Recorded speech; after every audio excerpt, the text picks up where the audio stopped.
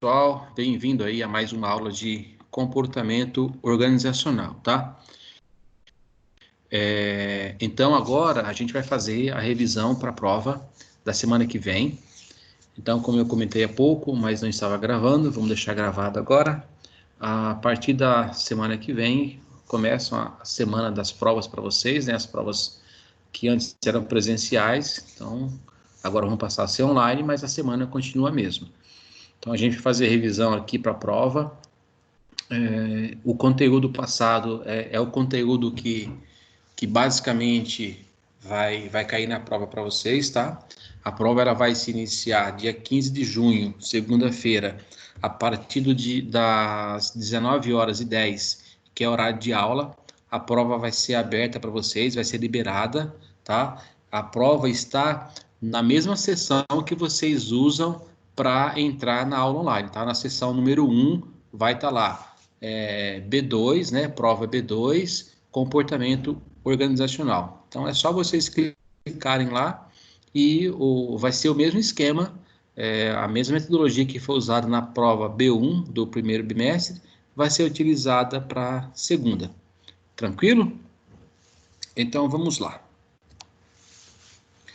Então, como eu comentei, nós vamos falar a partir da seção 3.2, nós vamos falar sobre relações produtivas e satisfatórias, né, os apegos, a integração social, a compreensão empática e o feedback positivo. Nós não vamos abordar nessa revisão todos esses temas, tá? Então, eu escolhi aqui um tema ou outro para a gente falar, que alguns temas podem ou não ser questões da prova, tranquilo?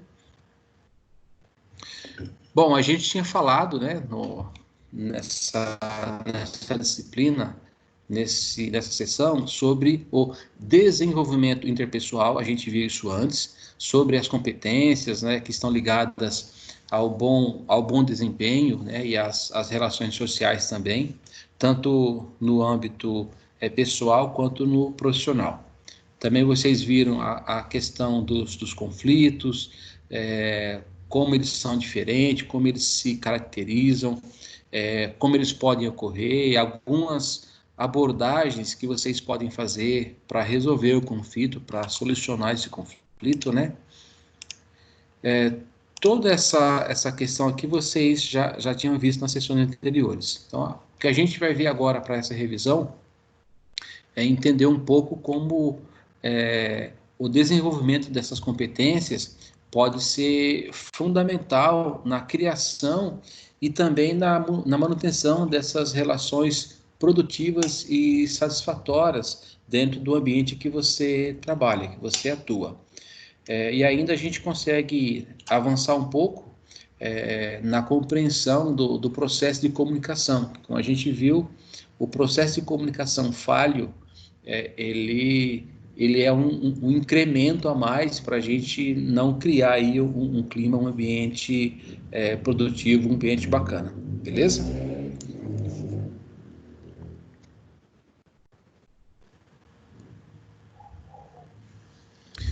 Bom, vamos falar um pouquinho aqui sobre a inteligência emocional, né? Ela é associada a reconhecer, né, a capacidade que nós temos de reconhecer os significados das emoções. Então, o que querem dizer as emoções, né?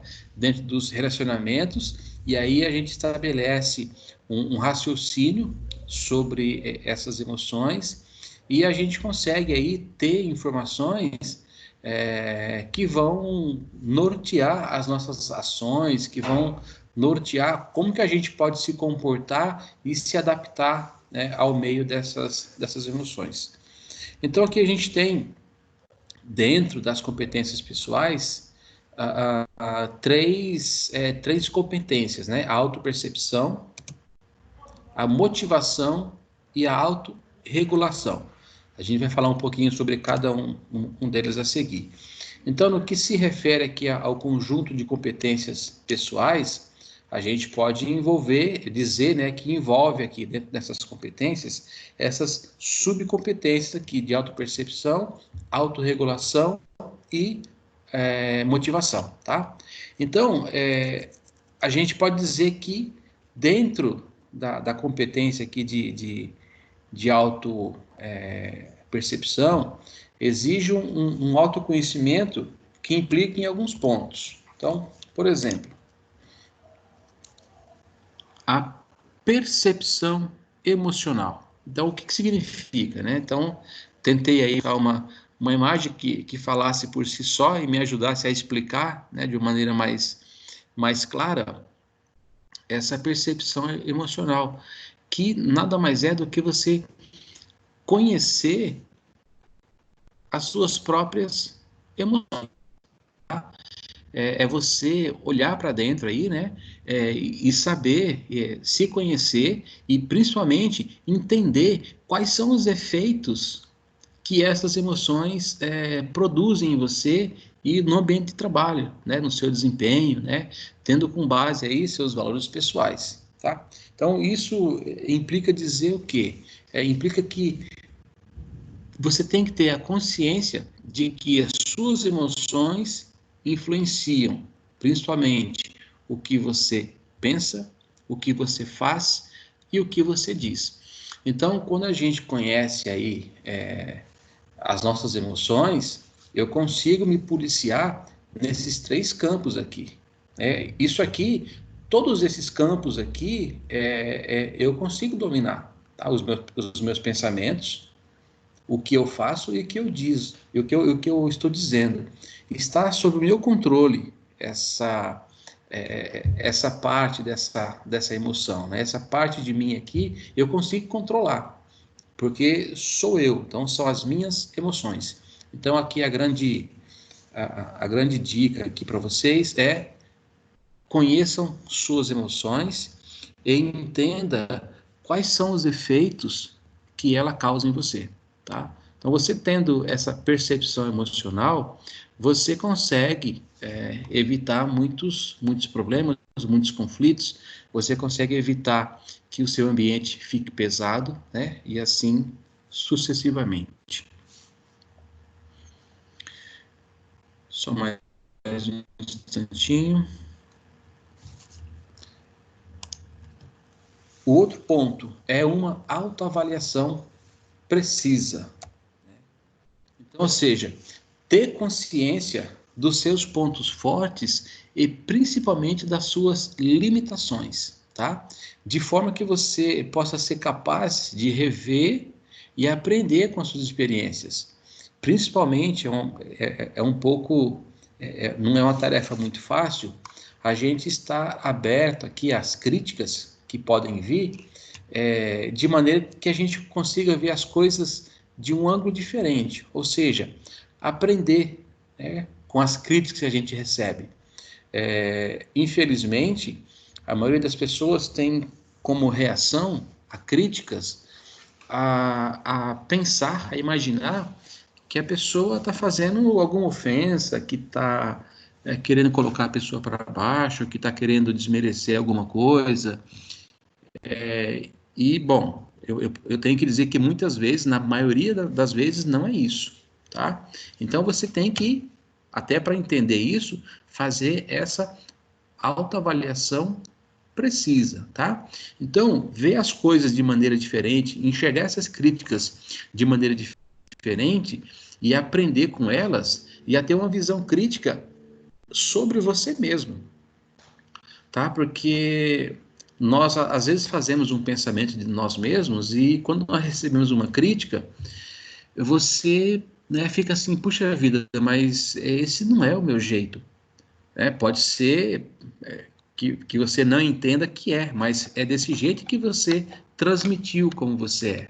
Tá? Então, fazendo essa autoavaliação aqui, ouvindo o que as pessoas dizem, né, sobre a sua maneira de pensar, o seu jeito de ser, o seu comportamento, e fazer aqui um aprendizado disso, revertendo essas críticas em prol de melhorar como pessoa, como profissional, é um outro ponto de bastante relevância aí dentro do comportamento organizacional.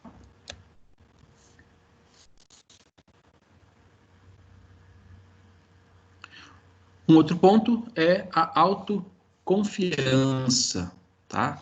que é o seguinte, é a capacidade de você expressar opiniões seguras, de você tomar decisões corretas, decisões sensatas. E principalmente, né, no mundo de hoje, e isso não vai parar, sempre em situações de incerteza ou de uma pressão muito grande, tá? Então a gente a gente até comenta, se vocês, quem já participou de processo seletivo, essa é uma pergunta que está presente aí em 9 de 10 perguntas numa entrevista de emprego, que é se você sabe trabalhar sob pressão, se você sabe trabalhar no ambiente de pressão, como é que você lida as atividades, as tarefas, o seu comportamento em um ambiente de pressão. Tá? A pressão ela faz parte do nosso dia a dia, por resultados, né? Por decisões, por metas. Então, ou seja, a nossa vida é uma inteira pressão. Então, por isso que se faz. É claro que a pergunta é sempre e a resposta é sempre óbvia, né? A pessoa até dá exemplo de como é trabalhar em pressão. Mas, na verdade, a gente sabe que a resposta sensata, a resposta sincera, só virá no dia a dia quando a situação ocorrer, tá? Então, ter autoconfiança implica em você reconhecer o seu valor e principalmente reconhecer a sua capacidade, né? Sem aquele sentimento de, como diz um amigo meu, aquele sentimento de cachorro que caiu da mudança, sabe? E que, né, sofre e chora e não sabe para onde vai. Gente, esquece isso. Todo mundo é capaz. Todo mundo tem as suas habilidades, todo mundo tem pontos fortes, tem pontos fracos que precisam ser melhorados e que podem ser melhorados. Só depende de você. Então, não existe motivo para que você não tenha autoconfiança. O que você não sabe, você corre atrás e aprende, né? Desenvolve uma nova habilidade. Dá para fazer, mas para isso você tem que ter autoconfiança. Bater no peito e falar assim: eu sou capaz, eu consigo fazer. Beleza? E também não estou dizendo que isso é de uma hora para outra, não, tá? Dependendo do que você tem que saber, dependendo do que você tem que ter, às vezes demora aí, sei lá, 1 ano, 2 anos, 3 anos, tá? Mas você não pode, enquanto estiver nessa busca constante de melhoria, perder aí a sua autoconfiança. Ok?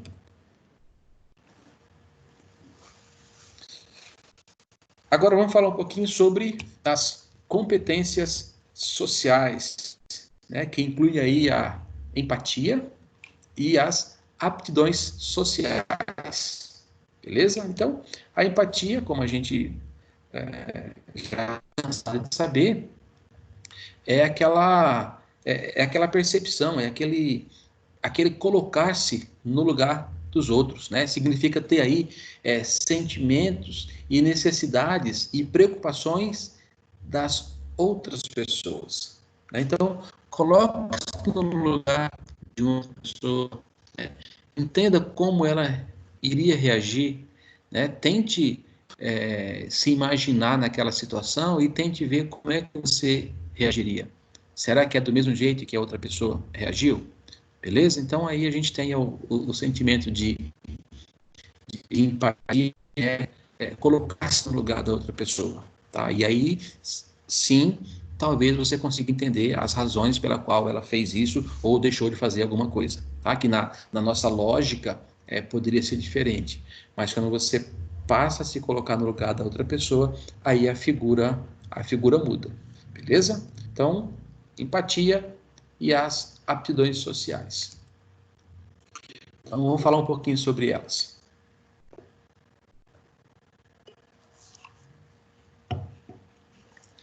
Pessoal, às vezes eu dou uma paradinha assim para eu tomar um pouquinho d'água, tá? Senão a garganta seca. Já que vocês falam demais, então eu tenho que molhar a garganta aqui de vez em quando. Então vamos lá.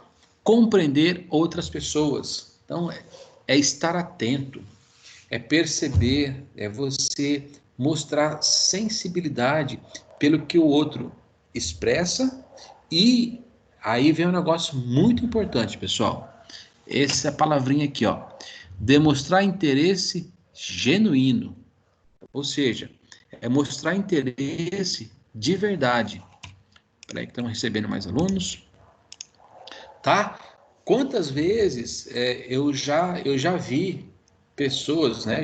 Geralmente essas situações caem mais para líderes, gerentes e tal, né? Que gerenciam pessoas aí, que fazem a gestão de pessoas.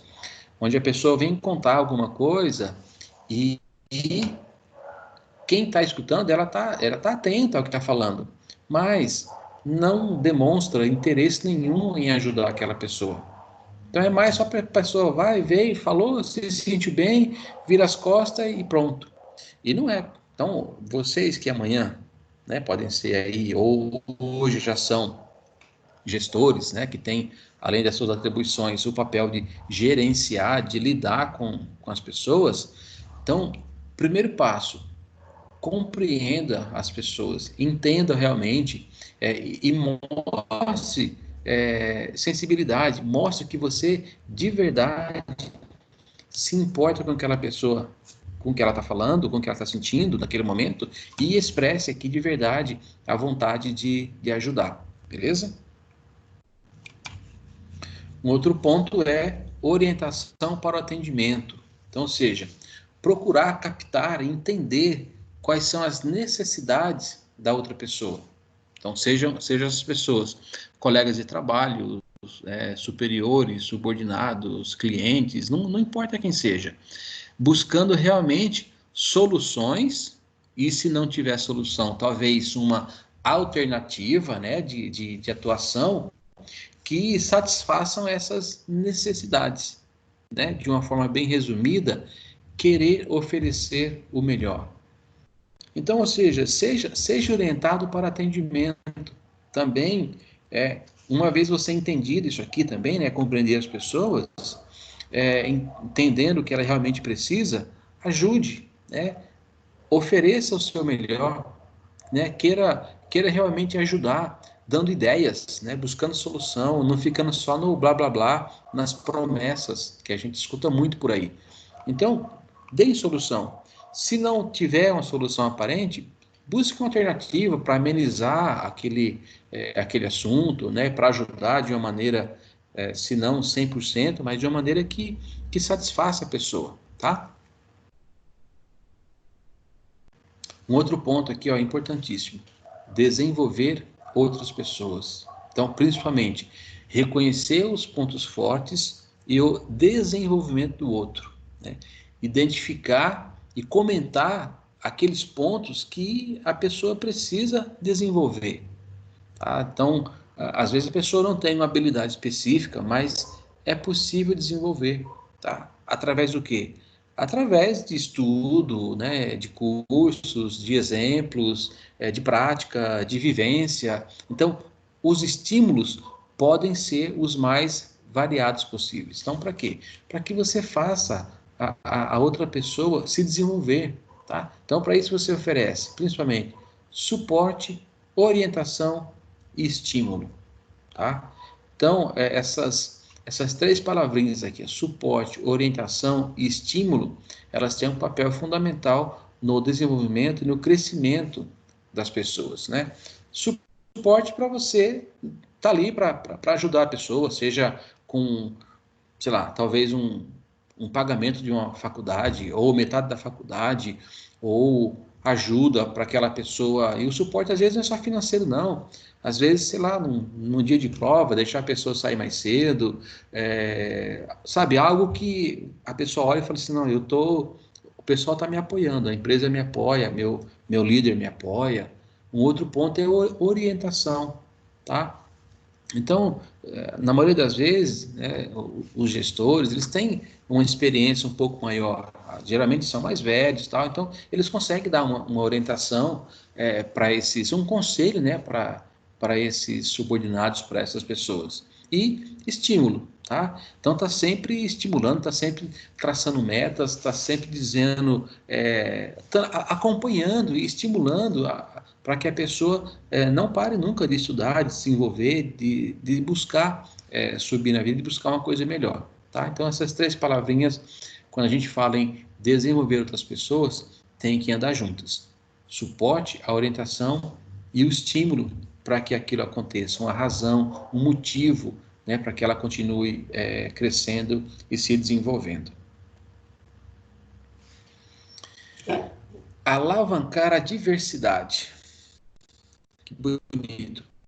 Então, a gente tem aqui, a gente sabe que hoje, seja em nossa comunidade, na faculdade, né, no trabalho, principalmente, existe uma diversidade muito grande de pessoas, de crenças, de raças, né, de estilos. Então, você saber compreender, aceitar, respeitar e, mais do que tudo, valorizar essas diferenças é uma questão assim de ambiente de trabalho e principalmente de reconhecer que as diferenças elas são um grande caminho, uma grande oportunidade, uma grande porta de aprendizado, tá? Porque quando se tem aqui essa diversidade toda entre, né, crenças, classes, você consegue aprender, tá? Algo que você é novo, que você nunca imaginava que poderia ter, principalmente em outras culturas, e principalmente aqui tem uma palavra que ela tem que ser retirada, que ela tem que ser arrancada, ela tem que ser não pode ter espaço dentro de uma diversidade tão grande assim de pessoas, a palavrinha aqui preconceito, né, ou intolerância, né, seja qualquer tipo de preconceito ou intolerância, não pode existir dentro de uma comunidade, de uma empresa, se eu quero aqui alavancar a diversidade. Então, ou seja, quanto mais diversidade eu tiver dentro da minha empresa, né, na minha cultura, na minha escola, é uma oportunidade de aprendizado e de crescimento, de ver uma coisa nova, de ver aquilo que você, dentro do seu círculo, do seu meio, você não consegue entender, né? Então, eu tive um exemplo muito claro disso, de uma pessoa um estagiário que trabalhou comigo, e ele veio assim de uma família muito, né, ele fazia uma faculdade muito boa e em certa altura da faculdade ele precisava de um estágio, né, e ele acabou indo estagiar com a gente. Ele não fazia parte do mundo dele, ele não conseguia entender, assim, como que não sabia o que era pegar um ônibus, não sabia o que era comer no bandejão, num restaurante de uma empresa. Não sabia nem se portar direito dentro de uma comunidade organizacional, vamos dizer assim. Tá? Claro, era o primeiro emprego dele, mas a gente vê quantos mundos diferentes nós temos dentro de uma empresa, e isso é interessante. Para ele foi um aprendizado muito grande e entender como a sociedade era diferente, o que ele tinha na cabeça era totalmente diferente da realidade, da forma como ele pensava, de como as coisas aconteciam. Então, isso só se deu por quê? Porque dentro da empresa existe aqui uma diversidade muito grande de culturas, né, de tipos de acontecimentos, de realidades diferentes. Então, isso faz com que a pessoa cresça, seja ela em qual nível que for. Beleza?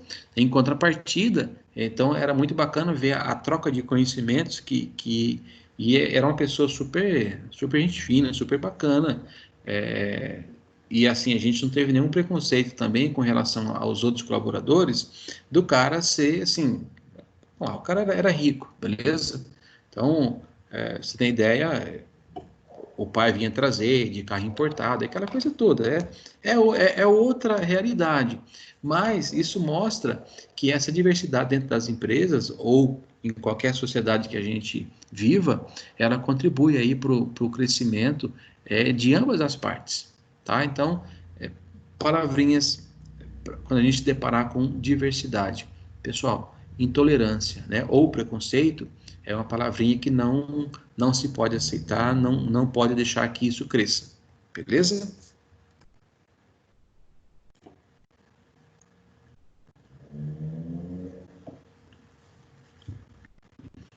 Percepção política é entender com clareza como os relacionamentos de poder se configura e modam aí as ações, e percebendo aí, ó, o contexto no qual as relações e ações estão inseridas. Vejam, esse tipo de percepção política, quando a gente olha aqui para dentro das organizações, tá? Você tem que, primeiro, entender, principalmente aqui com clareza, como que essa relação de poder, né? Quem não existe a palavra, é poder. Quem pode mais, quem está no nível hierárquico maior ou não, como que esses relacionamentos, né, se configuram e modam aí, principalmente, as ações e opiniões dos grupos. Vocês já viram em algum, sei lá, dentro da empresa de vocês, que eu tenho lá o que o gerente fala, ou o que o chefe fala, o líder, o coordenador, o pessoal acaba acatando aquilo como certo, às vezes nem discutindo, ou às vezes ficando do lado só por ficar mesmo, porque o cara ele tem um nível de poder mais alto, sem, sem olhar realmente aqui, ó, o contexto, tá, no qual essas ações são inseridas.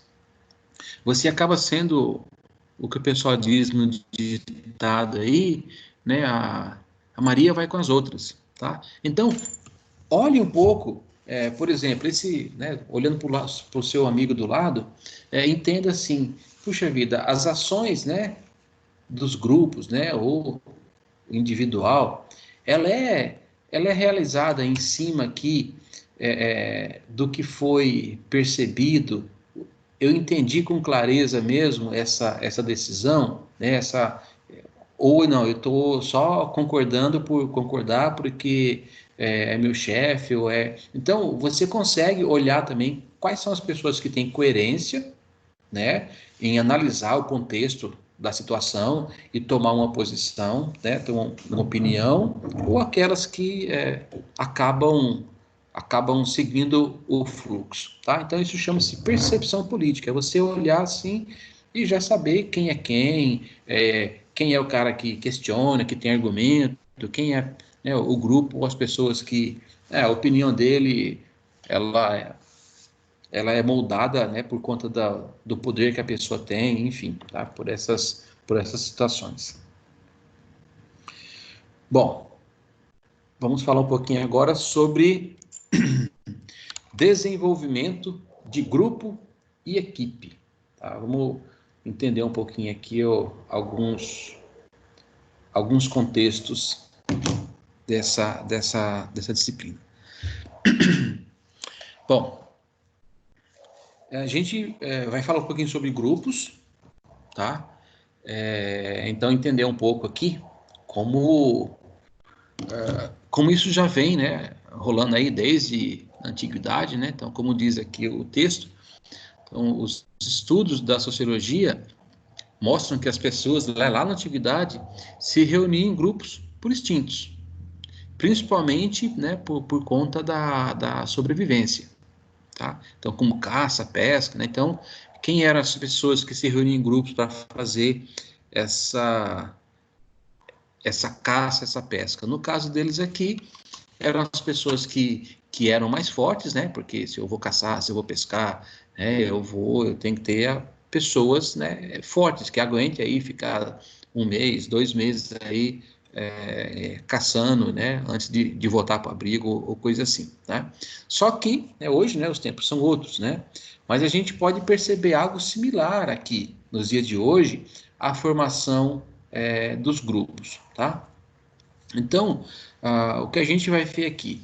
Quais são as possibilidades para se formar, para se criar um grupo, tá? Então, a única diferença é que antigamente, né, o objetivo, né, que as possibilidades que aqui no caso aqui era a sobrevivência, né? Ou eles caçavam, se reuniam em grupos, e caçavam, ou eles morriam de fome. Então esse objetivo ele não mudou ao longo dos anos, né? Só mudou o tipo de objetivo, tá? Então, ou seja, por que que as pessoas, quais são as possibilidades para a formação de grupos? Então, segurança, tá? Então, as ameaças ou desafios são diferentes, mas, como a gente falou, como na antiguidade, as pessoas se sentem mais fortes e seguras em grupo, tá? Então, é diferente de você andar à noite na rua sozinho e você andar à noite na rua em 15 pessoas.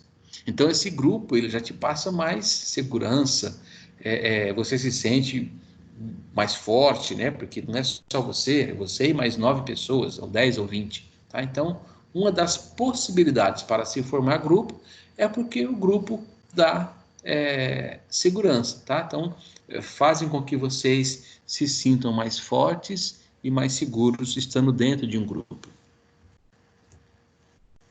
Um outro ponto é o status, né? Você participar de um grupo, isso gera reconhecimento. Como a gente falou, na antiguidade, quem participava de grupos de caça, de pesca, eram os mais fortes. Tá? Então você já tem ali um reconhecimento, um status. Olha, eu estou no grupo porque eu sou mais forte, eu estou trazendo isso para o dia de hoje, eu estou no grupo porque eu tenho alguma habilidade ou tenho habilidades que para o grupo e para o objetivo que foi traçado a minha presença é importante. Então isso traz aqui para vocês, né, um status. Aliado aí ao status, né, a gente que já foi citado, né, até que traz até no texto, né, como já citado aí, além do status, é uma sensação de que você tem valor, né, você é uma pessoa de valor, porque você pertence, né, você faz parte, você é membro de um grupo, então isso te traz aí uma autoestima, né, você ser convidado, você ser lembrado de fazer parte de um grupo, traz aí para você um reconhecimento, né, uma autoestima. Um outro ponto que nós falamos é sobre a afiliação. O que, que é isso? Dentro desse grupo que eu tô, eu consigo gerar aí, eu consigo. Opa, temos uma pergunta? Beleza, vamos lá. Então, dentro desse grupo, eu consigo fazer uma interação, um relacionamento, porque dependendo do grupo e do projeto que você está inserido, esse tempo de formação do grupo, ele pode demorar 1 mês, 2 meses, 3 meses. E aí, quem já participou de grupo pode confirmar o que eu estou dizendo, é que muitas vezes aquela pessoa na empresa, por você não estar no grupo dela, né, não participar de um grupo, ela não está no seu grupo e vice-versa, eram só aquelas coisas rotineiras. Bom dia, boa tarde, tudo bem? Mas quando você está num grupo, a sua participação, a sua interação é maior. Então você começa, às vezes, até extrapolar, né, para tirar do ambiente corporativo e começar a fazer uma interação fora também. Aí você já quer saber qual que é o Facebook da pessoa, né, qual que é se ela tem LinkedIn, se ela tem Instagram. Então você começa a fazer aí uma afiliação que pode satisfazer aí as necessidades sociais que as pessoas têm, né, por estarem em grupo.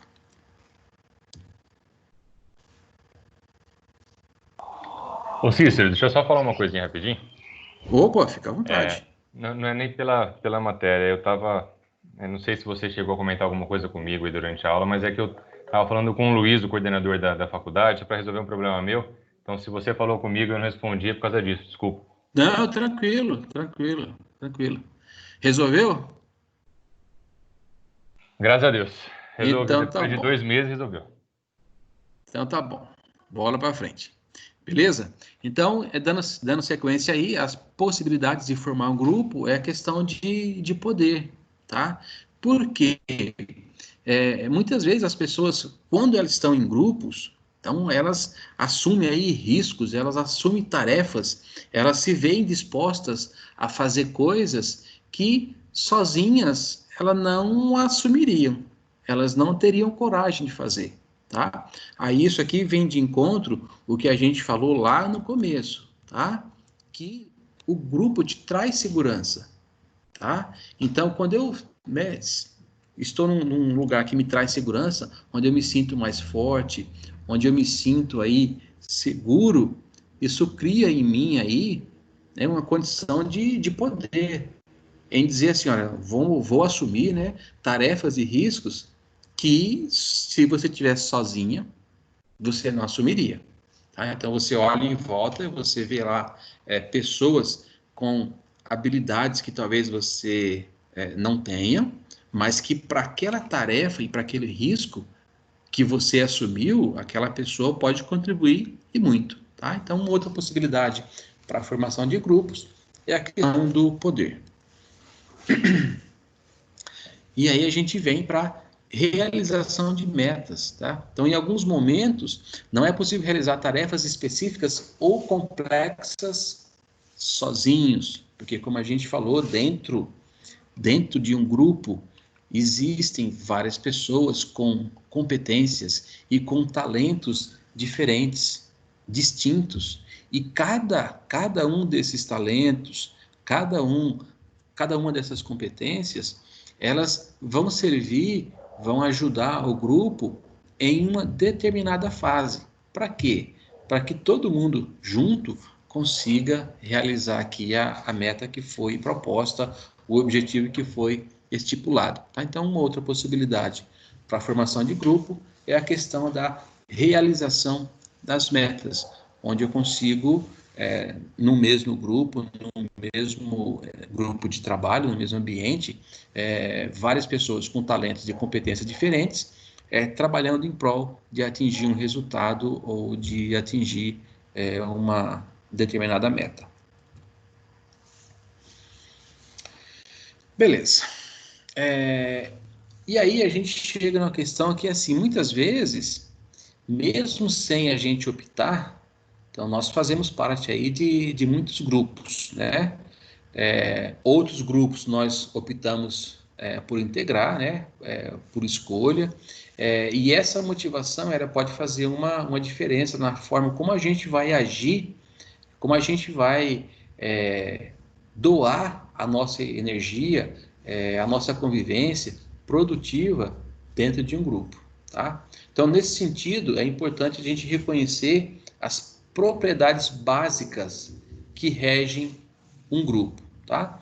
As que são mais citadas dentro da literatura são os papéis, que a gente vai falar individualmente aqui, as normas, a coesão e aparecer novamente aqui o status.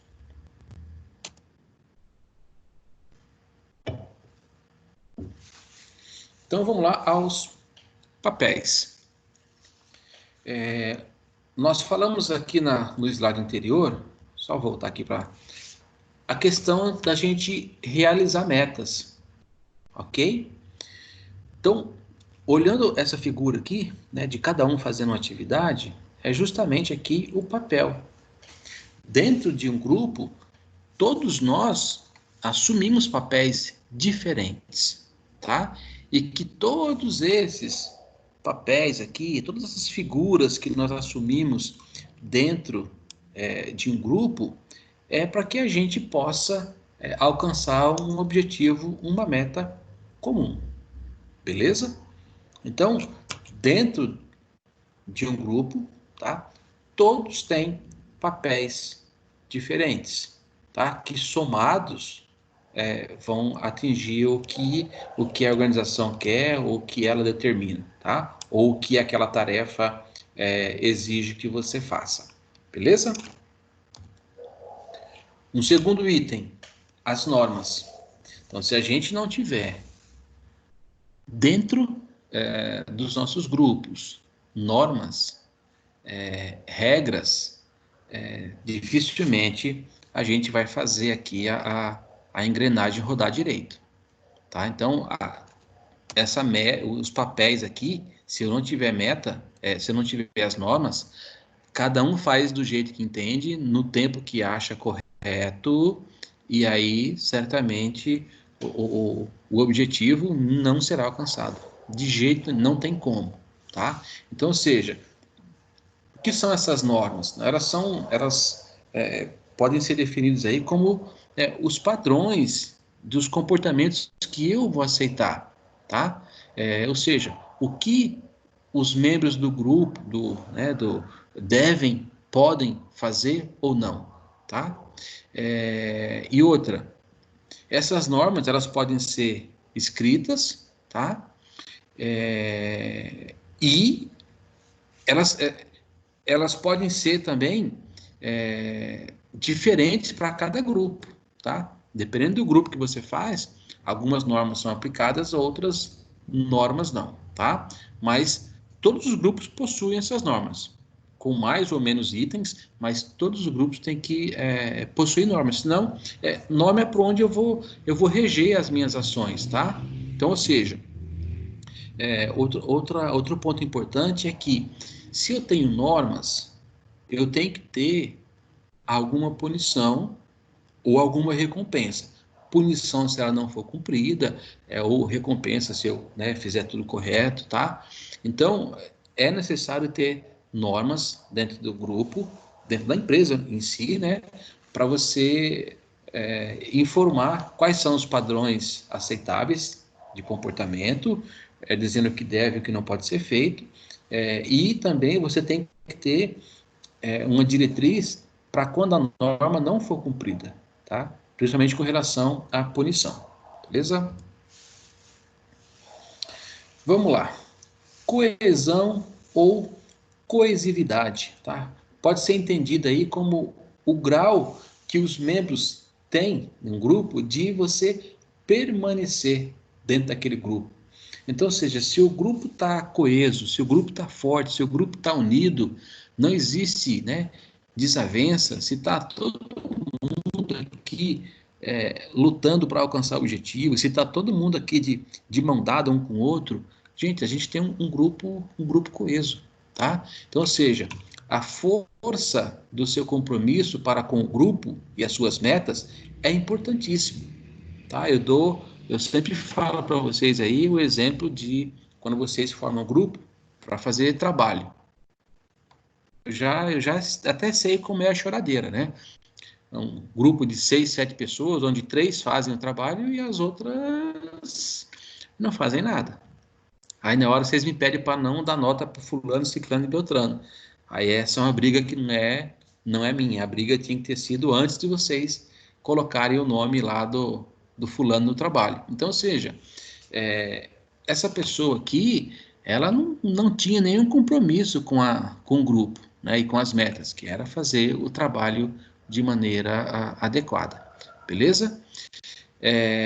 Tá, então, coesão ou coesividade. Então, é aquela assim, é o grau que os integrantes têm, o desejo que eles têm de permanecer no grupo, de ajudar, né, a força do seu compromisso com o grupo para o atingimento das metas. Um outro ponto que aparece novamente, a gente já falou lá atrás, é a questão do status. Então, que é o nível ou posição que uma pessoa tem dentro de um grupo, né, dentro da empresa, beleza? Então, geralmente, né, no ambiente aqui da empresa, é muito comum, por exemplo, a gente ter que o maior status é conferido aí aos indivíduos que têm uma posição de liderança dentro da empresa, tá? Então, existem outros fatores que podem influenciar essa percepção. Então, por exemplo, eu posso não ser líder, mas, cara, eu tenho aqui uma qualificação acadêmica muito boa, eu tenho resultados diferenciados de outras pessoas, ou eu tenho características pessoais que são diferentes, eu me comunico muito bem. Então, tudo isso dá também aqui uma questão aqui de status para a pessoa, tá? Não é só aqui a questão de liderança, dono da empresa, né? Eu posso ter aqui o título de status, né? Esse título de status por outros fatores, tá? Pela minha inteligência, né? Pelo meu relacionamento com outras pessoas, pela minha capacidade de ajudar, eu sou boa gente, tá? Então, existem outros fatores que também conferem a pessoas esse título de status, né?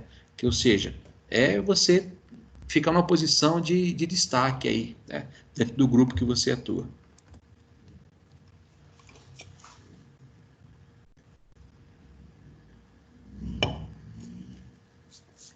Vamos lá.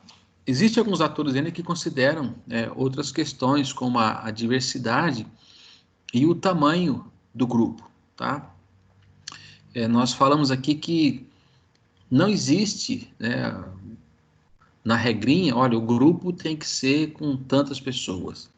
É o que a gente não aconselha você ter um grupo para um trabalho aí com 50 pessoas, que aí você acaba rachando o grupo aí em várias pessoas, né? Em várias frentes, tá?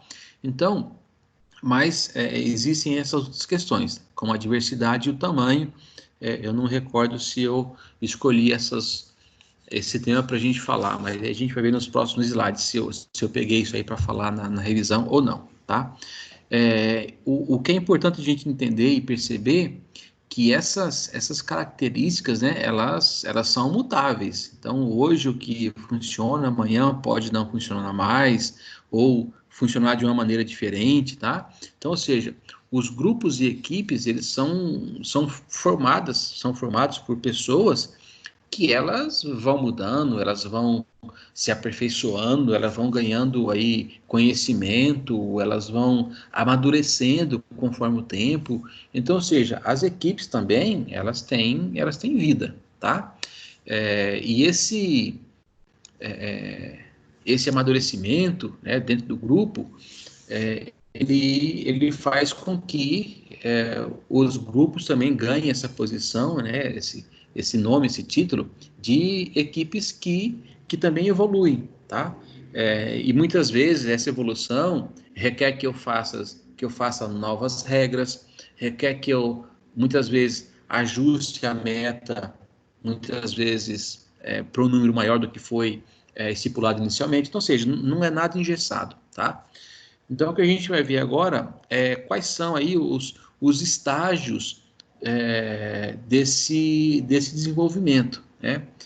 Pelos quais aí, né, os grupos ou equipes eles passam, tá? Então, vamos dar uma olhadinha aí nas fases dos grupos.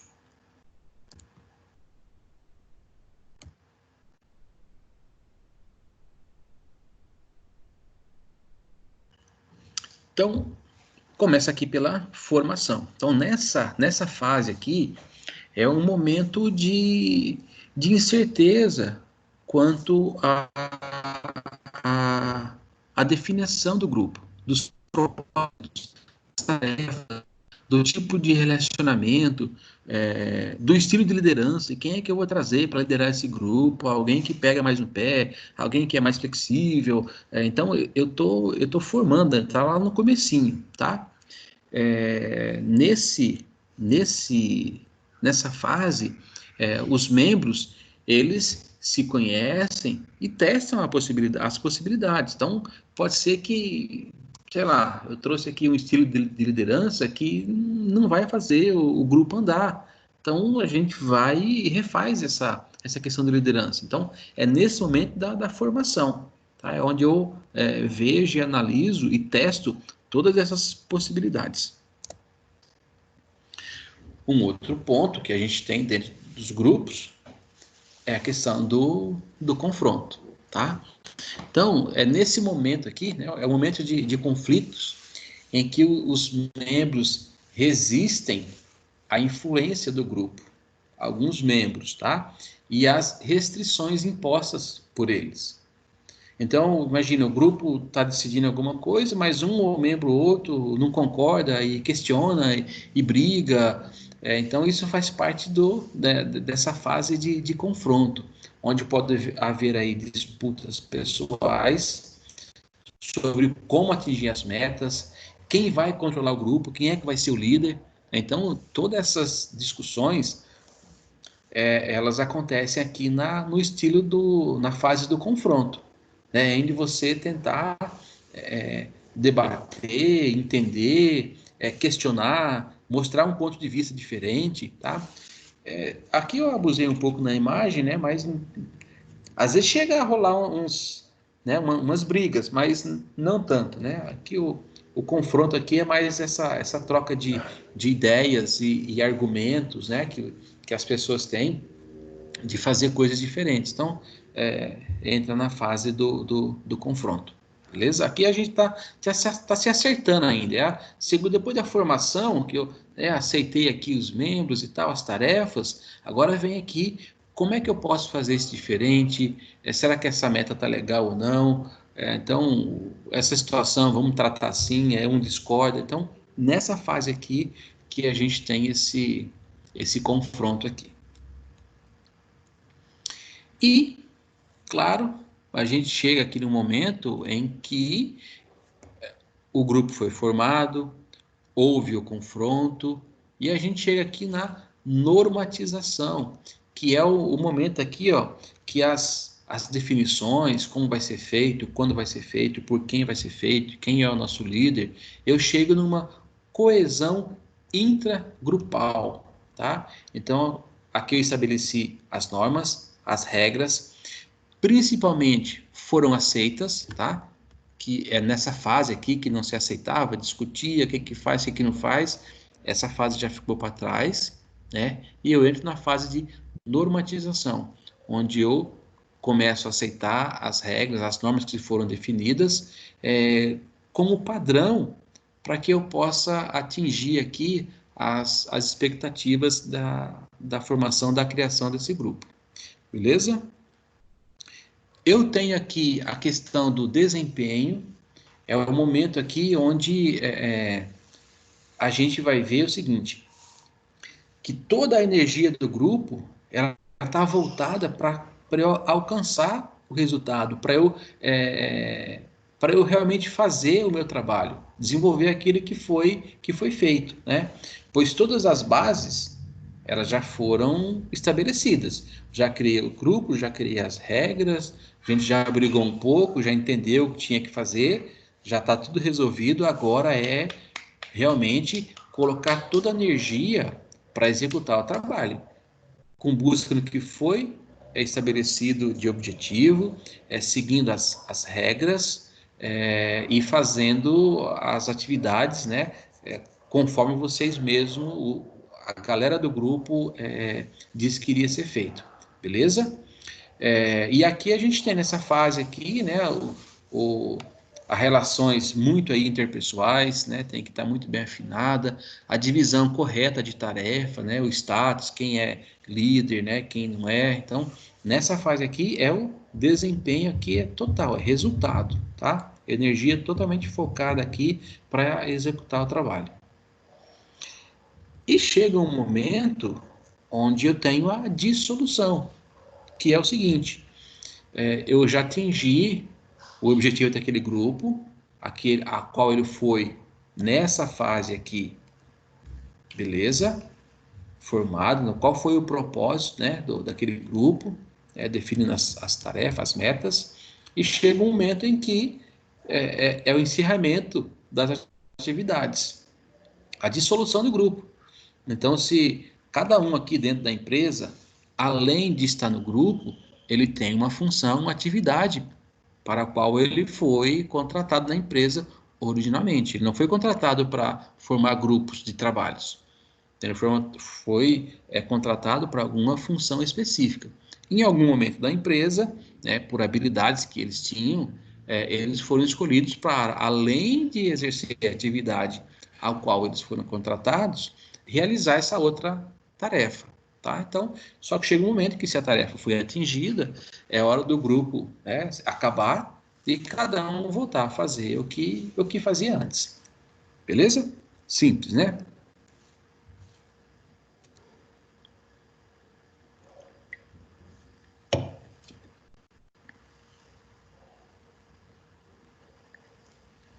Vamos lá.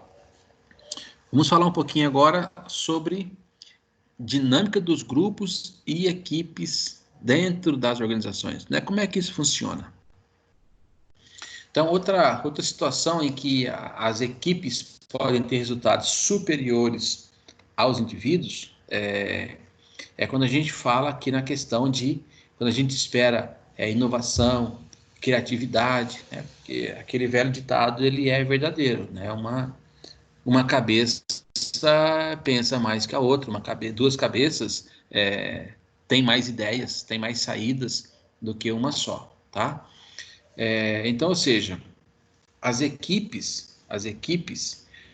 pessoas podem tomar decisões mais ousadas. Lembra que por que elas fazem isso, assumem mais riscos? Porque elas se sentem confiantes, se sentem seguras, se sentem mais fortes. Então, isso incomoda as pessoas a tomar aí uma decisão um pouco mais ousada, que a gente sabe que sozinho elas não tomariam, tá? E por fim aí, a dinâmica do trabalho em equipe, ela pode criar um contexto onde as pessoas que estão fazendo esse trabalho se sintam bem valorizadas, né? Em contato estreito com outras pessoas. Talvez um ambiente que elas não teriam acesso, isso causa um bem-estar entre as pessoas, reduz a tensão, dá uma sensação de pertencer a algo maior dentro da empresa, beleza? Então, quando a empresa ela tem aí a intenção verdadeira em criar esse clima, para manter as pessoas unidas em volta desse objetivo, eles, né, fazem com que essas equipes tenham o poder de ser útil, tá?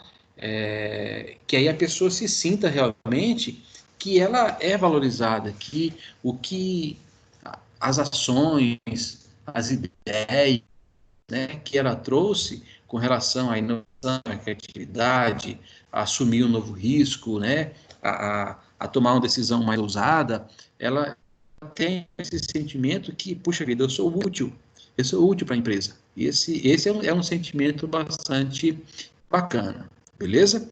Então, com esses argumentos, alguns autores tentam aí construir, desconstruir alguns mitos sobre as equipes. Então, vamos entender um pouquinho quais são esses mitos, tá?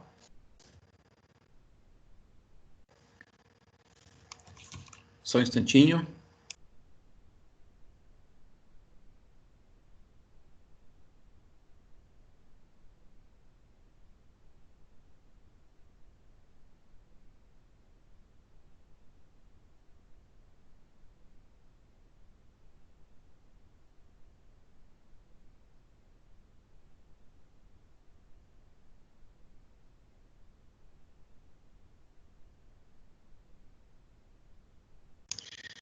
Beleza, vamos lá.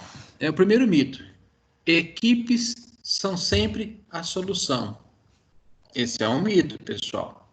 Como a gente já falou anteriormente, essa não é uma realidade, uma verdade absoluta.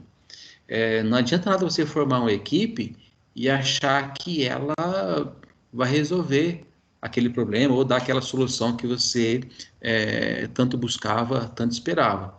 Então, para que as equipes funcionem e funcionem bem, tragam resultados, elas devem ter condições adequadas para trabalhar, para desenvolver as ideias, para desenvolver o projeto. Então, tem muita gente, muita empresa que pensa que tem um problema, chama lá 5, 6, 10 pessoas, forma uma equipe e alguns meses, ou semanas, ou um mês, a equipe vai dar a solução para aquele problema.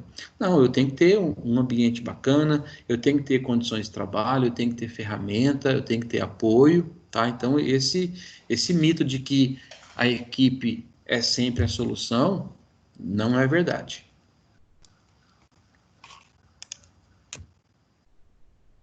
Outro ponto o segredo para o desempenho das equipes é a coesão. Lembra, nós falamos da coesão em alguns slides passados, que é você estar junto, que é você estar em prol ali de resolver aquele problema, de trazer aquela solução.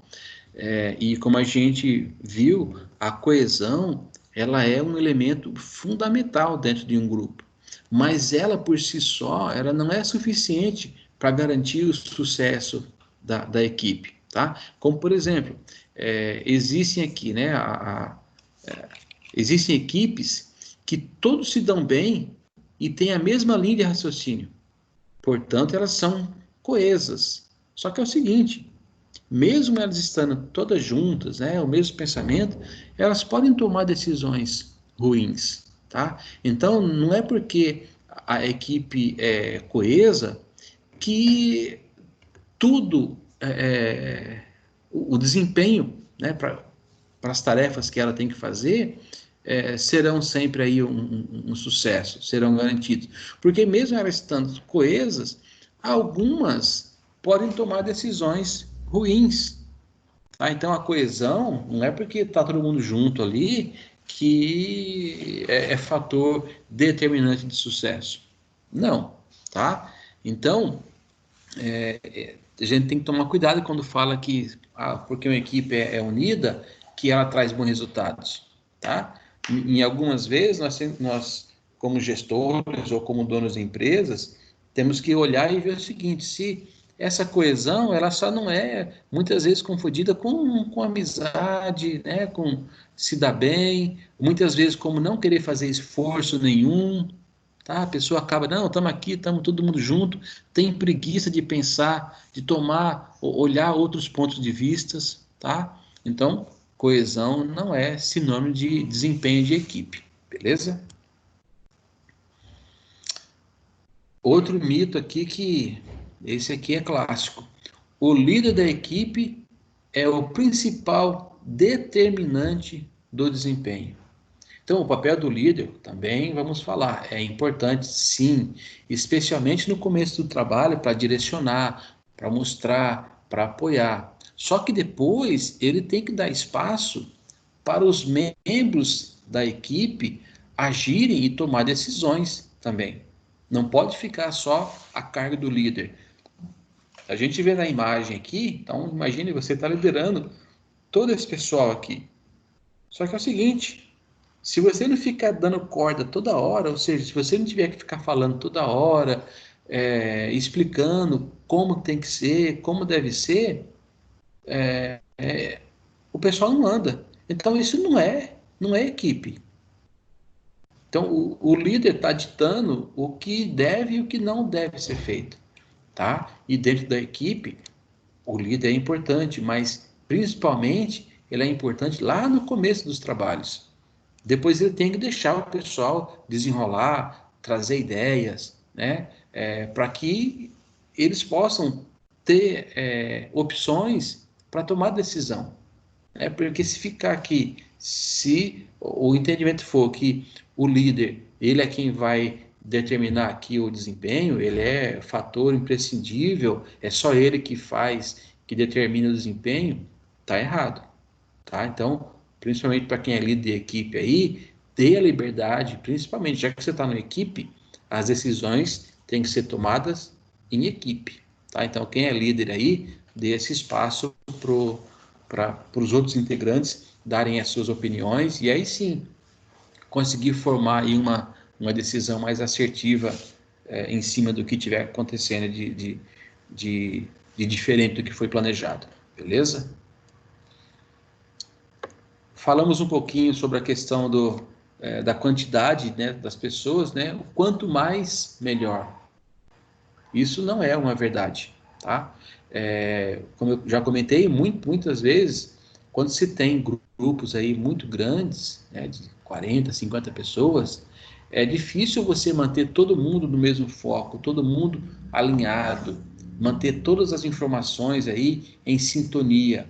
Acaba dispersando. Então você acaba aí de um grupo muito grande, muitas vezes formando internamente 2 ou 3 grupos que pensam diferentes. Aí aquela fase do conflito, das brigas, aí acontece muito, porque cada um tem um ponto de vista, né? Cada um não tem aí uma opinião alinhada com o restante da equipe, é onde o grupo começa a rachar.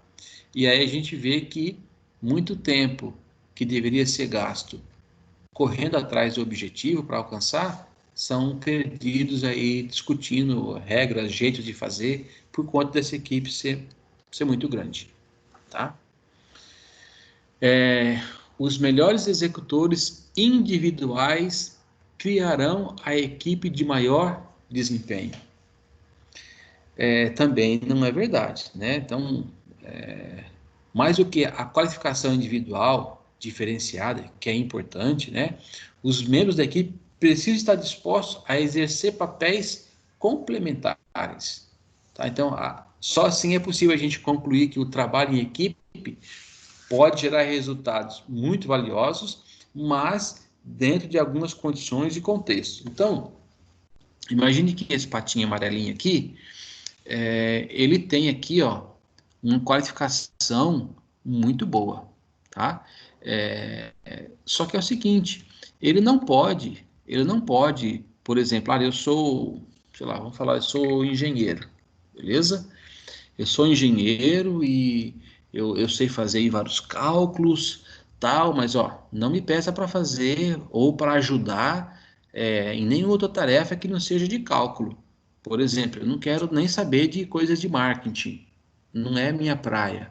Gente, quem está numa equipe, além da sua atividade principal, na qual ele tem uma qualificação muito boa, diferenciada dos demais, ele tem que estar disposto, ele tem que ser humilde bastante, eu vou usar aqui até a palavra humildade, para que ele possa exercer papéis complementares.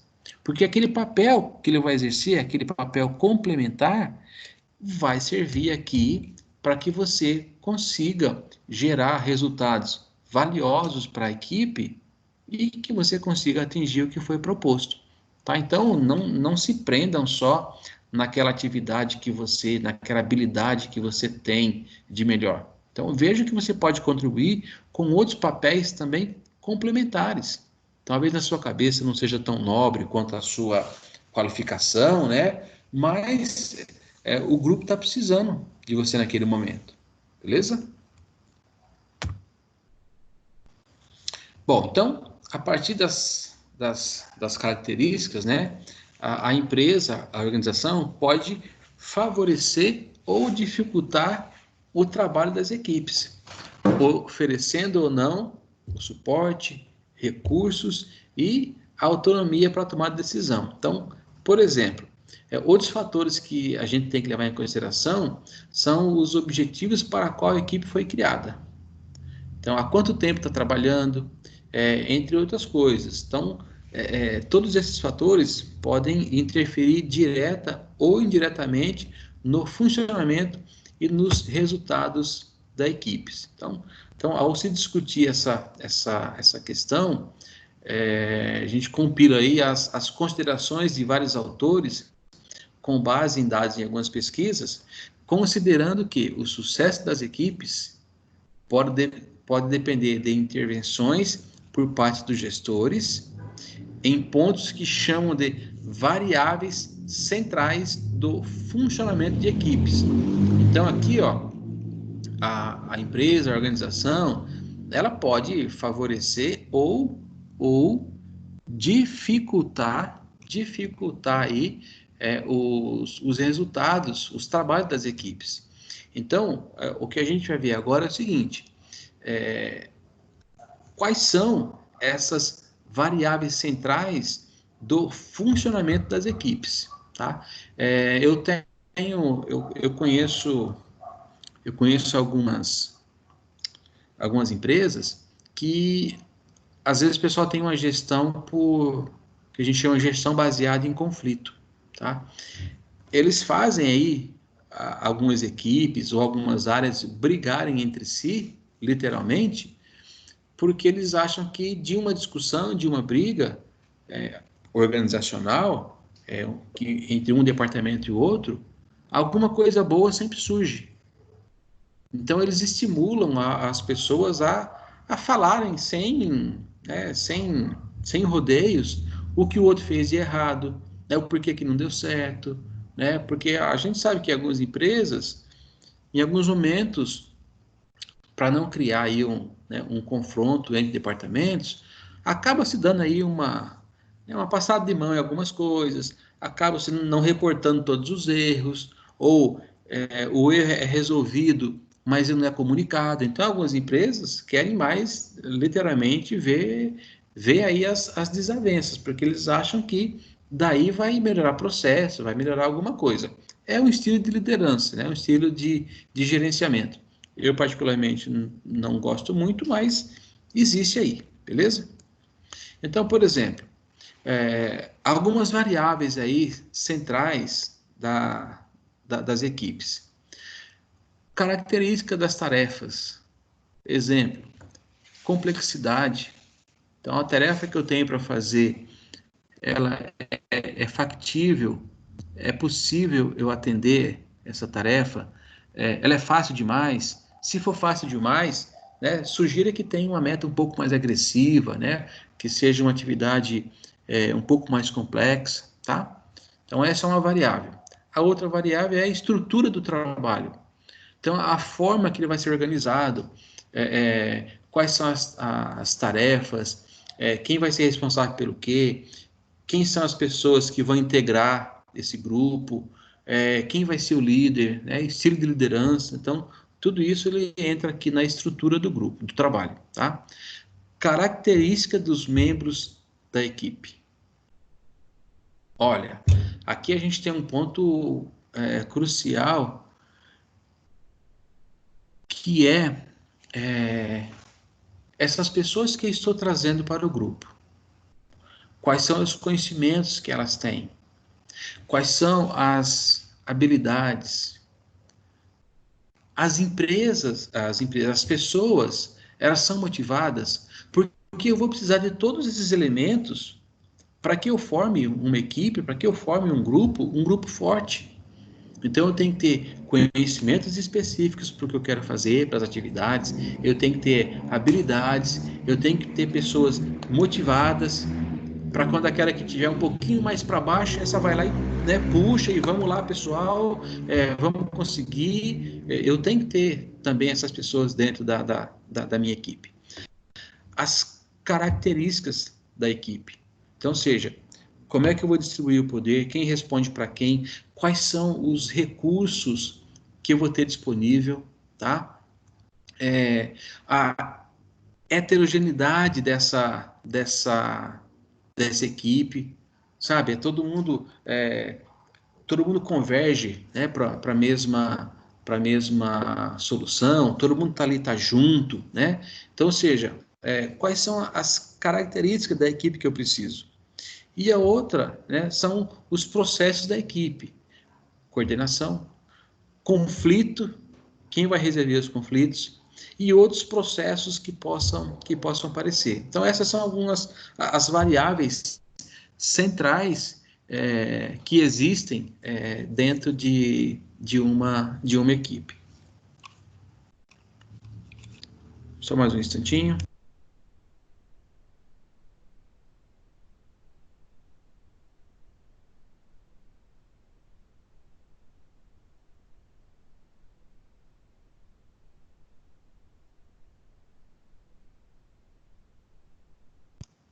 Vamos lá. Agora a gente já entra nos assuntos que nós falamos na última aula, na última sessão, que são os conceitos de qualidade de vida no trabalho, que é o QVT.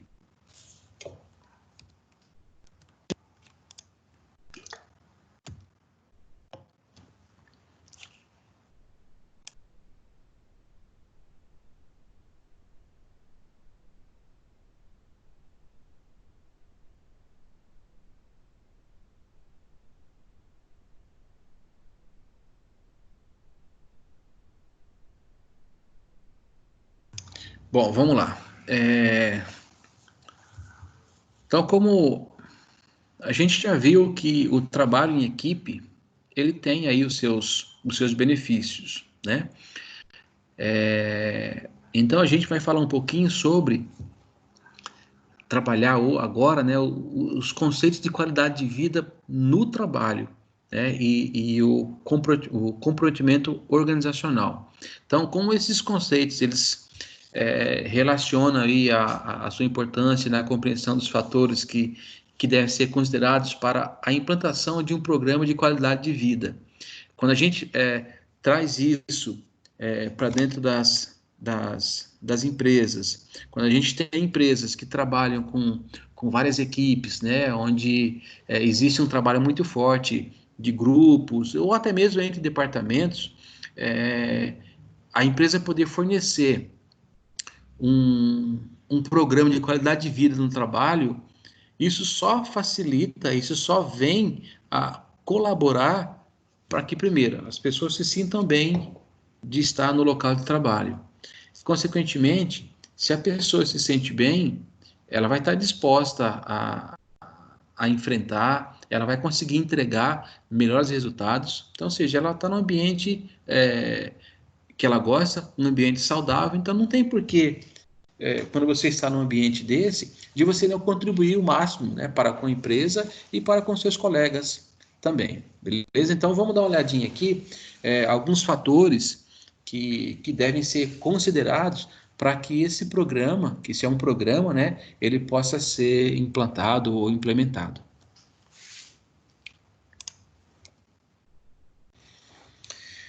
Então a gente chega aí nessa perspectiva especificamente a qualidade de vida no trabalho, beleza? Então, assim, embora é um campo muito amplo, né, ele diz basicamente respeito aí a condições de vida de um indivíduo dentro da organização, tá? Então, ou seja, e hoje esse tipo de programa, esse tipo de pensamento, ele é mais comum do que se pensa. Então, quando a gente vê aqui, ó, esse termo, né, o QVT, ele foi utilizado lá na década de 60 para descrever a satisfação do trabalho pela General Motors, tá? Então não é um tema novo, tá? Mas de uns tempos para cá ele vem ganhando mais notoriedade, ele vem se desenvolvendo cada vez mais, né? Até porque se a gente pensar nessa loucura que a gente vive hoje, de tanta informação e de muita informação a todo momento, a todo instante, então assim, se eu não conseguir propiciar para os colaboradores um ambiente de trabalho razoável, né? Consequentemente, as perdas produtivas também serão maiores, beleza? Vamos ver um pouquinho agora as demandas, né, por qualidade de vida no trabalho, elas vêm aí das transformações que ocorreram em diversos aspectos. Vamos dar uma olhadinha aqui quais são eles, tá? Então, primeiro, vínculos e estrutura da vida pessoal.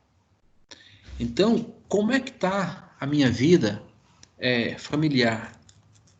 Como é que está aí as minhas atividades de lazer, de esporte? Como são os meus hábitos de vida? Então, eu cuido bem da minha saúde, eu cuido bem da minha alimentação, eu sou um cara que não leva uma vida sedentária, eu tenho grupos que eu possa me apoiar, eu tenho grupos de afinidades. Então, ou seja, qual é o vínculo que existe com a estrutura pessoal da pessoa?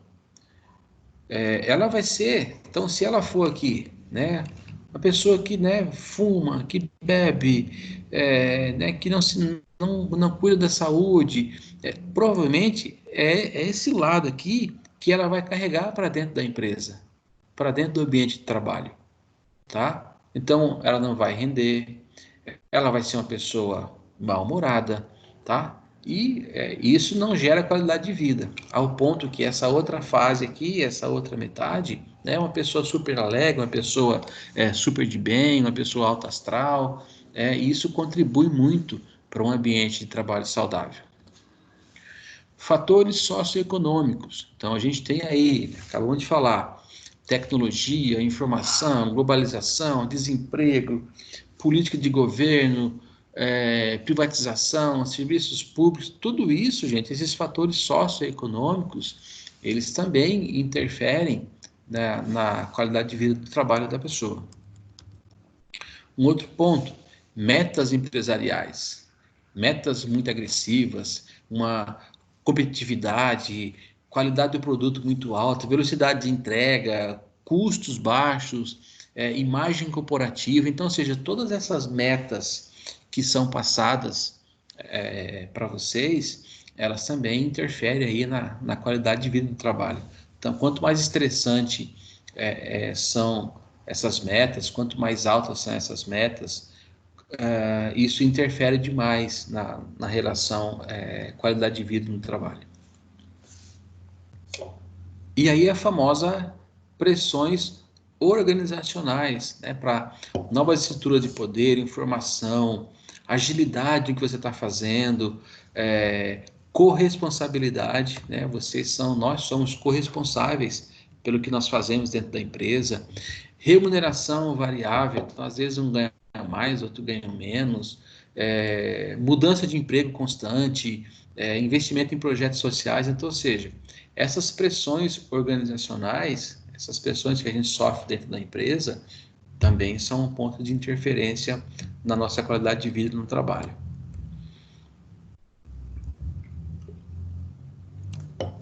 Então, existem alguns modelos e abordagens que a gente pode fazer para desenvolver, né, ou promover essa qualidade de vida no trabalho. Então, a gente vai aqui, como são várias possibilidades, né, a gente vai especificar alguns modelos teóricos e fatores que são considerados nessa avaliação. Então, vamos dar uma olhadinha aqui nos fatores que podem ser considerados quando eu vou elaborar, quando eu vou fazer ou desenvolver um programa QBT, né, de qualidade de vida no trabalho. Então, a gente tem aqui alguns critérios. Um deles é compensação justa e adequada, tá? Porque senão eu fico com isso aqui, ó, né? Remuneração variável, um faz uma função, o outro a mesma, um ganha um pouco mais, o outro ganha um pouco menos, e aí eu fico mudando de emprego, então isso não é bacana. Então vamos ver como é que a gente faz aqui, como é que a gente elabora, quais são os pontos que devem ser analisados quando eu vou promover elaborar nesse programa de QVT. Então, o primeiro é a compensação justa e adequada, né? Então, com relação aqui aos salários. Então, os salários que são pagos, eles têm que estar em equilíbrio com os demais salários da empresa e principalmente do mercado em geral, beleza? Então, é uma compensação justa para o funcionário. Um outro ponto é a condição de trabalho. Então, eu estou num ambiente de trabalho insalubre ou estou num ambiente de trabalho que me dá uma certa segurança, onde eu não tenho risco de acidente, onde eu tenho condições de trabalho, onde eu tenho equipamentos, né, que facilitam o meu trabalho. Tá? Então, outro ponto é condições de trabalho. Tem que ser visto quando for elaborar esse programa de qualidade de vida no trabalho. Outra questão é uso e desenvolvimento da capacidade. Então, autonomia, autocontrole, qualidades múltiplas. Então, desenvolver as pessoas, por exemplo, desenvolver capacidades que em algum momento ela não tem, ou falta, ou não tem adequado, ok? Informações sobre o processo do trabalho, como é que funciona como um todo, tá? Isso é importante para a pessoa saber. Quanto mais ela consegue entender isso, mais ela consegue desenvolver as suas capacidades ou buscar capacidades específicas para aquele processo total de trabalho, beleza? Outro ponto que não tem como faltar dentro de uma elaboração desse programa são oportunidades de crescimento e segurança para a pessoa, né? Para que ela consiga fazer uma carreira sólida, uma carreira de crescimento dentro da empresa, tá? Tanto na perspectiva de avanço salarial, então, seja, quanto mais eu vou subindo aqui, seja intelectualmente, seja com responsabilidades, eu tenho aqui o meu avanço de salário e, junto com isso, eu tenho aqui uma segurança também do meu emprego, tá? Que eu sou importante para a empresa.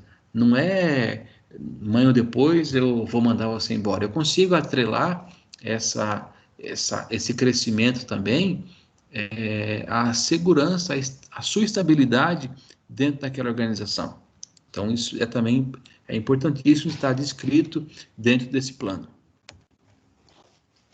Um outro ponto é a integração social na organização. Então, ou seja, gente, sem preconceitos, todo mundo é igual, sabe? Dentro de um relacionamento saudável, um senso comunitário, de todo mundo se ajudar, porque nós fazemos parte aqui de um todo mundo está ligado dentro das organizações. Então, essa interação social entre todas as áreas é imprescindível. Um outro ponto aí são os meus constitucionalismo, são os meus direitos, né? Aqueles direitos que fazem a proteção do trabalhador. Então, ou seja, assegurar que os direitos estão garantidos, né? Direitos de salário, 13º, férias, fundo de garantia, então esses tipos de direitos que são dados pela Constituição. Trabalho e o espaço de vida tem que estar muito bem balanceado. Então, você não pode ter mais tempo com a família do que no trabalho. Também não pode ter mais tempo no trabalho do que com a família. Então, tem que ter aqui, um papel balanceado. Então, eu tenho que ter uma estabilidade de horários. De preferência, também poucas mudanças geográficas, que às vezes você trabalha numa empresa que hoje ela está em São Paulo, ela recebe um benefício do governo na Bahia, ela abre uma planta lá, e aí você vai ter que mudar para lá. Mas depois ela recebe outro benefício lá no Amapá, ela sai e vai lá para o Amapá, e você vai também, com a família e tudo. Tá? Então, esses fatores têm que ser levados em consideração também. Relevância social do trabalho. Então, é interessante você olhar qual é a imagem que a empresa passa com relação à relevância social, aonde ela está inserida na comunidade. Então, porque ela tem responsabilidade social, ela tem responsabilidade também pelos produtos. Então, o produto que ela fabrica, ela agride o meio ambiente, ele é perigoso ou não, tá? Então, tem que levar em consideração também a relevância social do trabalho que você faz.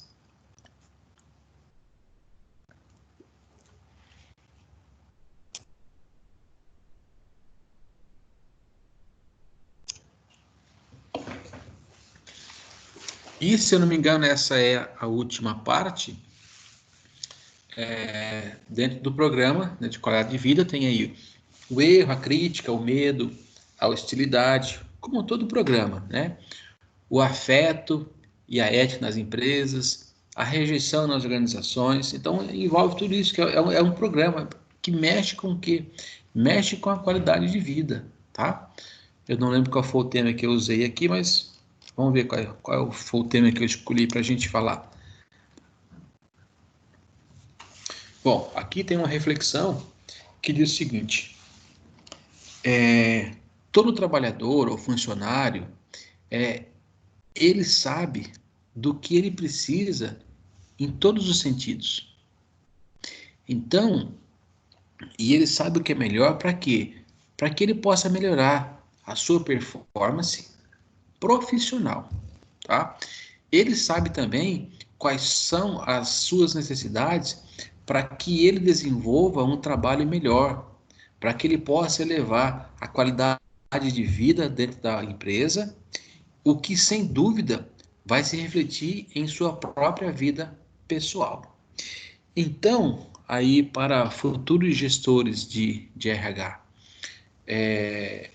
são eles que têm informações valiosas a oferecer à gerência de RH das empresas. Existe um negocinho que a gente faz que chama-se PCO. Você já tem aqui o que é o C e o que é o O. O P é pesquisa. Então, é pesquisa de comportamento ou clima organizacional. Então, nessa pesquisa, você busca realmente fazer o quê? Entender, extrair dos funcionários o que ele sente, o que ele pensa. Por quê? Se a gente olhar aqui, todo trabalhador sabe do que ele precisa, em todos os sentidos, físico, instrumental, técnico, psicossocial, organizacional.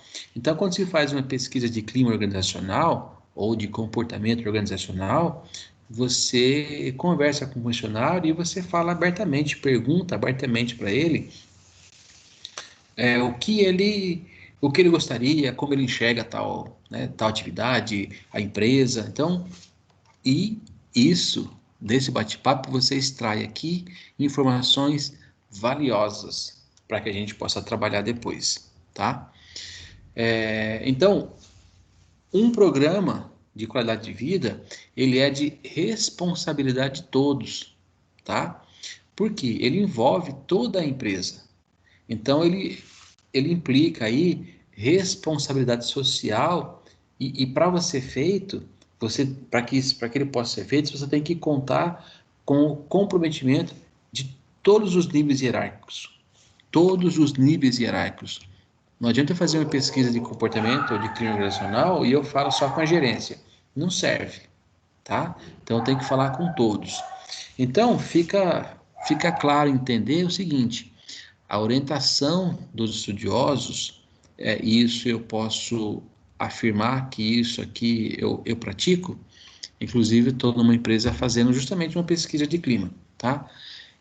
Não se deve impor, e sim convidar os colaboradores, os funcionários, a participar dos programas que a empresa está se propondo a fazer.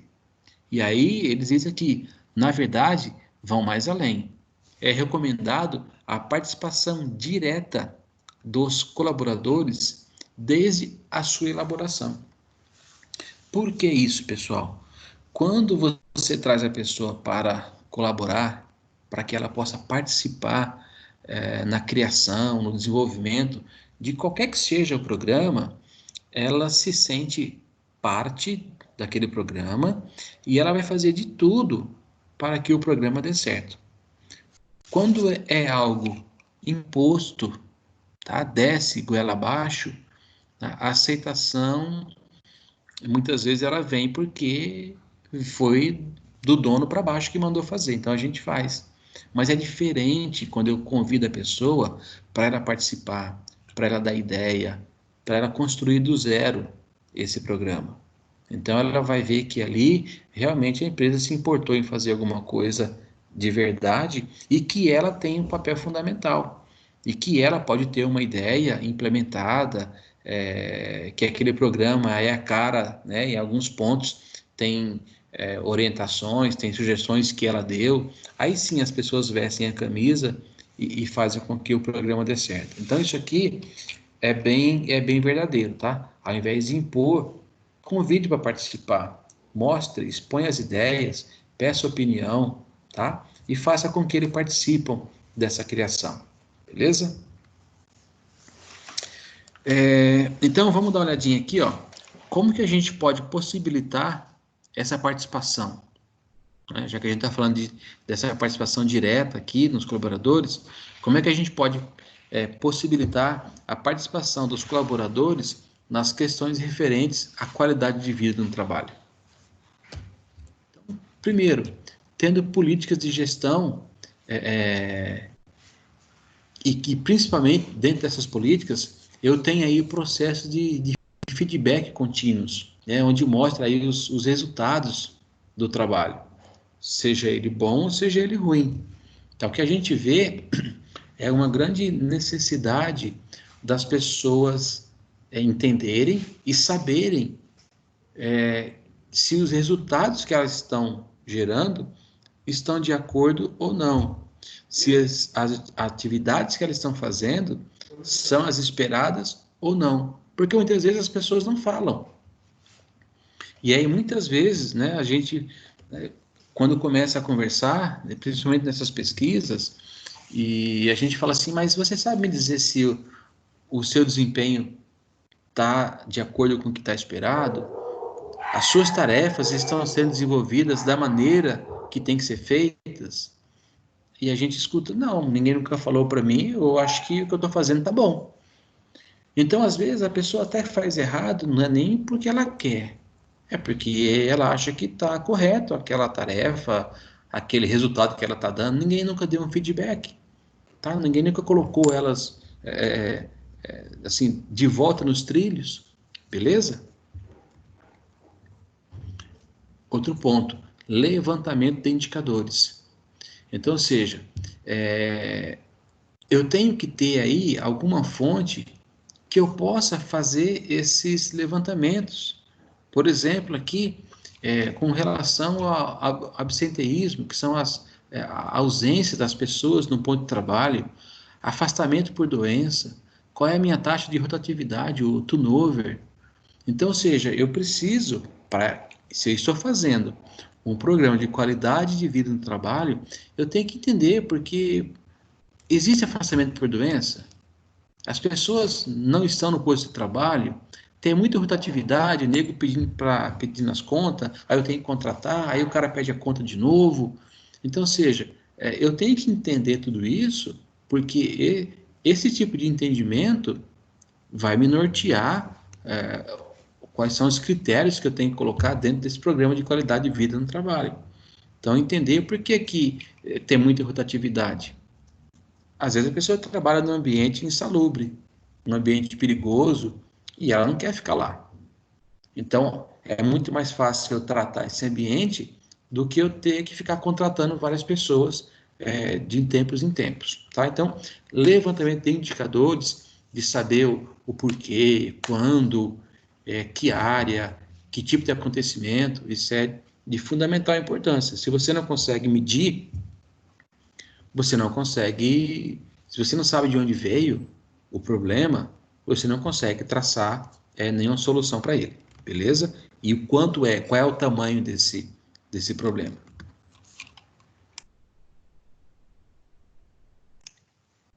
Grupos de discussão. Então, é uma maneira bem simples de você identificar aí alguns grupos, né? Para que eles possam trazer aí algumas soluções baseadas aí a partir de percepções dos colaboradores, porque a gente, né, fez a pesquisa e agora a gente vai colocar em discussão esses pontos. Então, olha, tal equipe disse isso, realmente um grupo, é simples, é um grupo de discussão que vai analisar todas as questões que envolvem, né, a qualidade de vida no trabalho, que podem ser identificadas e discutir. Né? Oh, essa aqui é interessante, essa não é, essa é relevante, essa vamos investigar mais, essa eu acho que não cabe. Então, é um grupo de discussão para essas questões sobre o programa de qualidade de vida no trabalho. Outro ponto importante é a pesquisa diagnóstica. Então, a gente já, como eu já tinha comentado, uma pesquisa que ela tem que ser isenta de influências. Então, muitas vezes, trazem um profissional de fora para fazer essa pesquisa, tá? Que, né, como escrito aqui, ó, pode ser utilizados pesquisadores e estudiosos sobre o tema, tá? Para começar a fazer essas perguntas. E esses instrumentos, essas perguntas, elas avaliam o nível de satisfação com o programa Qualidade de Vida no Trabalho. Então, ou seja, será que o que eu implantei, será o que foi implantado está de acordo? É aquilo que você esperava? Tem alguma coisa que tem que mudar, que está fora? Então, depois dele implantado, faz essa pesquisa diagnóstica, beleza? Então, é para você entender se realmente tudo que foi feito até aqui agora está indo no caminho certo ou precisa ser revisto. Beleza? Então, pergunte, discuta, né? Veja se está de acordo, se está atendendo a sua expectativa, a sua necessidade. E se não, né, certamente isso vai voltar para esses caras aqui, né, para um grupo de discussão, vão rediscutir, vão realinhar e vão escrever uma nova diretriz para aquilo que foi falado. Bom, a nossa revisão de hoje acaba aqui, pessoal. Eu vou parar a gravação da aula agora. Espera só um instantinho.